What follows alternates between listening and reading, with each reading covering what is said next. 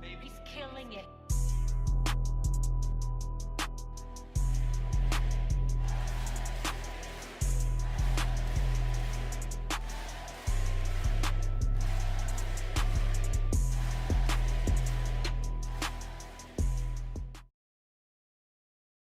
Last Sunday, in Week 17 of the 2023 NFL season, the Baltimore Ravens and Lamar Jackson absolutely demolished the second-seeded team in the AFC and most explosive offense in the NFL, Miami Dolphins, en route to securing the AFC's first seed and a bye week in the playoffs.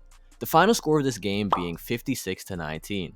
But the most impressive part of this game was Lamar Jackson's performance that sealed the MVP for him, as he had an incredible game, throwing 18 completions on 21 attempts for 321 yards, 5 touchdowns, and 0 interceptions. Lamar finished the game with a perfect quarterback rating of 158.3, and Lamar absolutely had an MVP-worthy performance.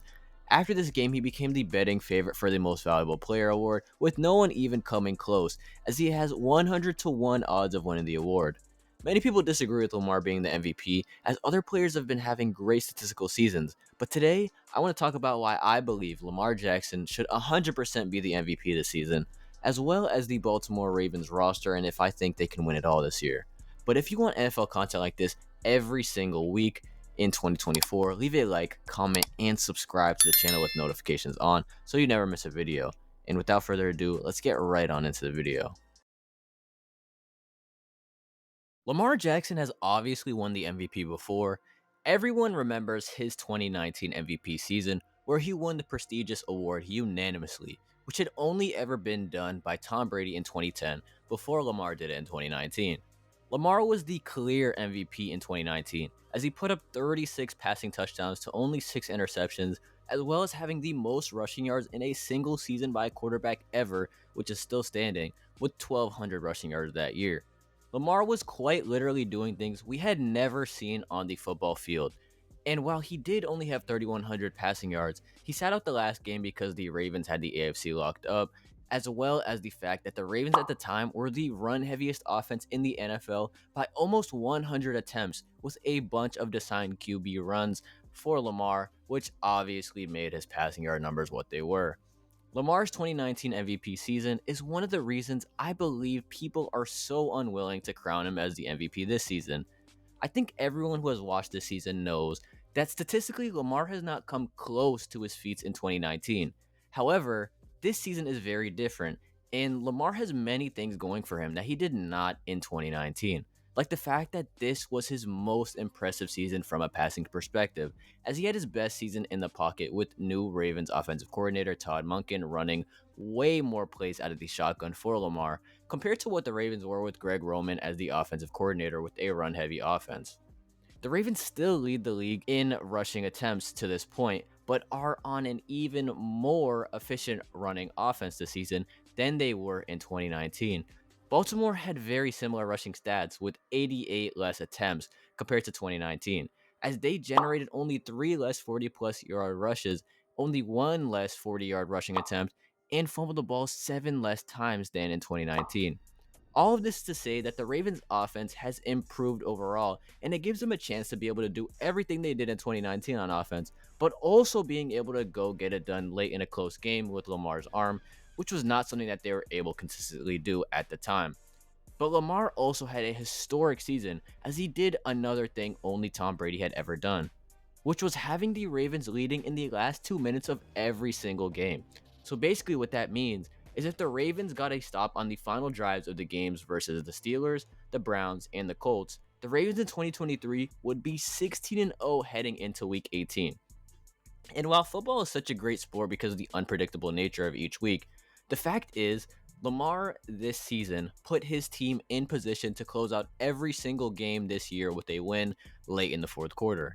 And recently, the Ravens and Lamar have been on a different level, as ever since this Week 10 loss to the Cleveland Browns, where Deshaun Watson had a literal perfect second half, the Ravens have won 6-0 and beat 4 of the best teams in football at the time, including beating the first-seeded San Francisco 49ers 33-19 on Christmas Day, being up as many as 33-12, in the third quarter before Sam Darnold threw a touchdown in the fourth that did not end up meaning much, with Lamar having about 300 total yards and 2 touchdowns. And then last week versus the Dolphins, the Ravens blew Miami out of the water, winning by 37 points, and Lamar putting up 350 total yards and 5 passing touchdowns to lock in the MVP. At this point in the season, I do not really think anyone has a very strong argument to be put over Lamar, as after this last week, even guys like Purdy and Dak, who had a decent gap in passing yard and touchdown totals, do not have a huge gap currently, as well as both taking bad losses and having pretty bad games versus top AFC teams.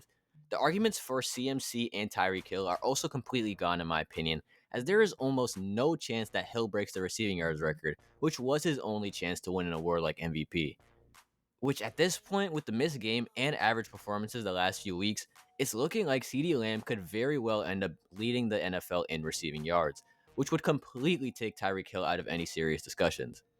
McCaffrey has also not played his best football the last few weeks, and while having over 2,000 scrimmage yards is extremely impressive, he did not do anything groundbreaking to the point where I believe he deserves an MVP. However, the Offensive Player of the Year award should all but be his at this point.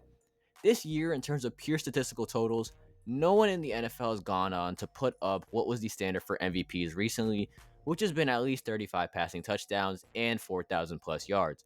But Lamar has done everything right and has barely turned the ball over while leading the best team in football to the first seed in the AFC. 29 total touchdowns may not be crazy to look at, but there has been many worse years and he got hot at the right time, which matters in the MVP race. Finally, I want to talk about the Ravens as a whole. This team should be the Super Bowl favorite, as the only real problem they've had this year is drops, and recently the wide receiver room has tightened up a bunch, as OBJ, Zay Flowers, and even Justice Hill have all been having great games from a receiving standpoint.